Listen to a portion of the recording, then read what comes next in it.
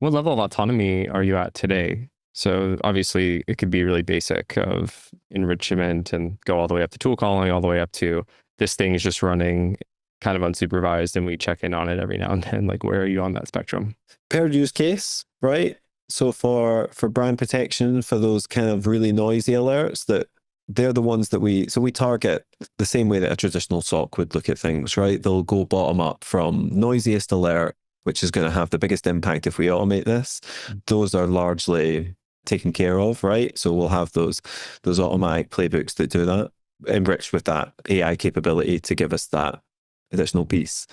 And then we'll have ones that we're on that journey with, right? That we're still unsure about. Maybe they're in testing, maybe they're something that we're less confident in, or maybe our coverage isn't as good and we need additional log sources to be able to enrich that.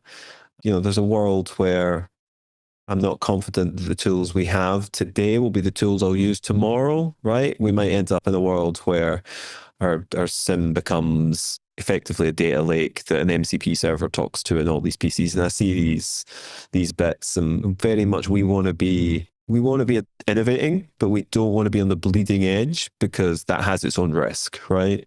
Having tools taken away from you because they're pivoting as an example. We've seen that in some of the startups out there in the world that are, there was agentic browsers that have pivoted their model because maybe the monetization isn't as strong. It's a side example, but in security, there may be the same in future.